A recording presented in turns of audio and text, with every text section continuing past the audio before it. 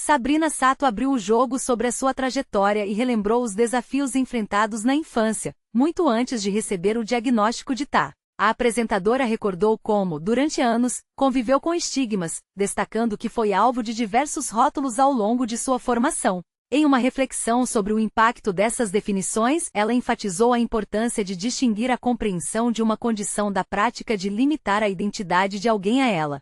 Segundo Sabrina, aprender essa diferença foi fundamental para sua maturidade.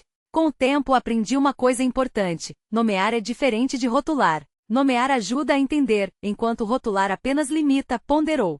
Para a apresentadora, o autoconhecimento foi a chave para superar as barreiras impostas pelo passado. Hoje sei que não sou os rótulos que recebi ao longo da vida, sou muito mais do que eles. E quando a gente se conhece, se acolhe e se cuida, a vida fica mais leve, concluiu.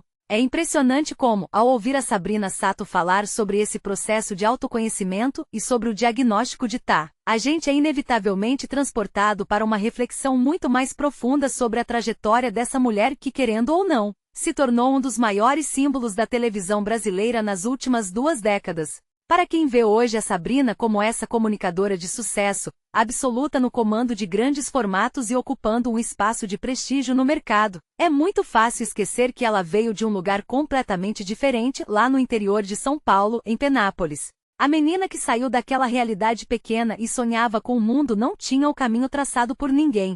Ela foi construindo esse caminho na base da insistência, do carisma e de uma energia que na época, muita gente não sabia explicar e acabava rotulando de formas pejorativas. Quando ela menciona os estigmas da infância, é impossível não pensar na trajetória dela desde o Big Brother Brasil em 2003. Ali a Sabrina não era apenas uma participante, ela era o fenômeno, a figura que quebrou o padrão da participante que precisava ser contida ou séria. Ela era explosiva, falante, distraída, agitada, e naquela época, o público e a crítica a viam apenas como a garota engraçada, a ex-BBB que não tinha muito a oferecer além de um sorriso largo e uma espontaneidade sem filtros. Muita gente esquece, mas a Sabrina teve que lutar muito para provar que a sua personalidade não era um defeito. Ela passou pelo pânico na TV, um período que foi uma verdadeira escola de resistência, mas também um lugar onde a imagem dela foi muito explorada através de um humor que hoje a gente olha para trás e percebe o quanto era agressivo com a figura feminina. Ela era a menina que apanhava, que caía, que era colocada em situações absurdas, e ela sempre levava aquilo com uma leveza que, na verdade, era uma forma de sobrevivência. Olhando agora para o diagnóstico de TAA que ela trouxe à tona, tudo faz um sentido absoluto. Aquela inquietação, aquela necessidade de estar em 1000 lugares ao mesmo tempo, aquela forma peculiar de organizar o pensamento, que muitas vezes era vista como desatenção ou superficialidade, era, na verdade, o funcionamento do cérebro dela. É muito potente ver uma pessoa com a projeção da Sabrina Sato dizer abertamente que não é o rótulo que lhe deram. Porque por anos o rótulo dela foi o de que ela não era uma apresentadora técnica, de que ela não tinha conteúdo, de que ela era apenas uma personagem de si mesma. E ela usou esse mesmo rótulo como escada. Ela transformou a incompreensão alheia em uma marca registrada de autenticidade.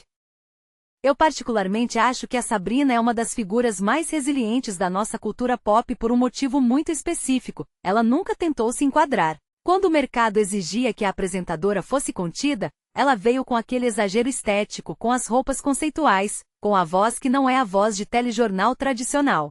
Ela sempre foi o oposto do que o manual de redação pedia, e isso, ao mesmo tempo que a colocava sob o microscópio de críticas, a blindou de ser apenas mais uma. O que a gente vê hoje nesse desabafo dela sobre o TAA é a conclusão de um ciclo de amadurecimento que ela começou lá atrás.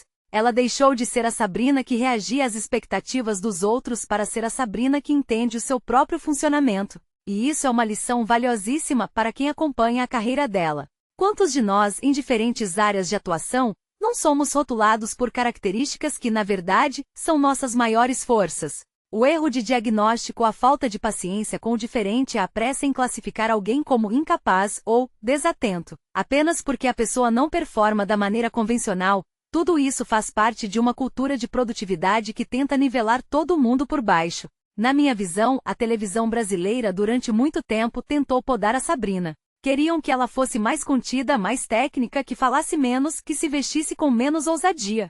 E a cada vez que ela se recusava a ceder, ela estava, na verdade, preservando a saúde mental dela sem nem saber, ou talvez, já intuindo que a sua essência era o seu maior patrimônio. Esse movimento de falar sobre estar em uma posição de destaque como a dela, ajuda a desmistificar uma condição que ainda é cercada de preconceitos, especialmente em mulheres adultas que passaram a vida sendo chamadas de preguiçosas, distraídas ou avoadas.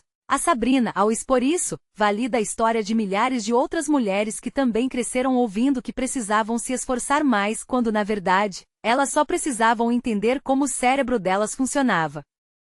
É curioso pensar que entre polêmicas de relacionamento, mudanças de emissora, a maternidade e a constante pressão de se reinventar, a Sabrina sempre manteve essa aura de quem está apenas sendo ela mesma. Se a gente olhar para o histórico dela, a transição do humor para o entretenimento de variedades, do Pânico para a Record, e agora para a Globo, mostra que ela soube aproveitar os rótulos que recebeu para construir uma marca pessoal inabalável. Ela foi a garota do Pânico, a japonesa mais amada do Brasil, a ícone de moda, a apresentadora de reality, e agora, a Sabrina que se entende. Esse momento atual na vida dela, de maturidade, mostra que a televisão está mudando também. A gente não quer mais ver apenas o apresentador perfeito, com dicção impecável e sem vulnerabilidades.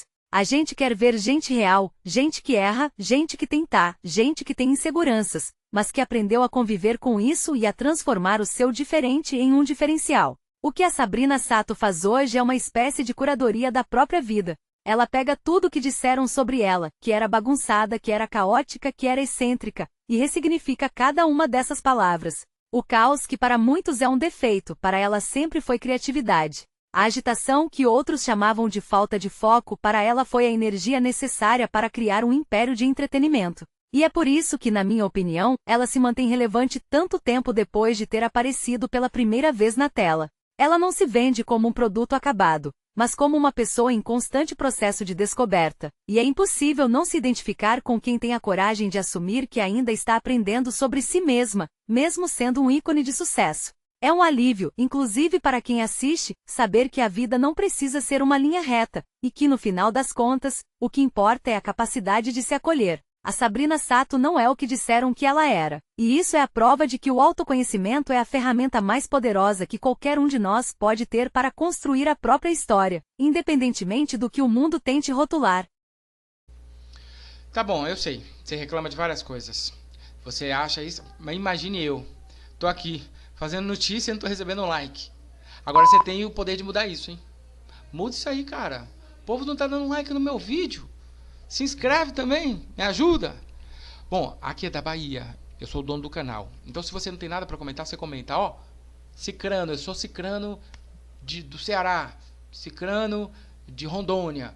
Faz alguma coisa aí, comenta, me ajude. Eu quero saber de onde vocês são.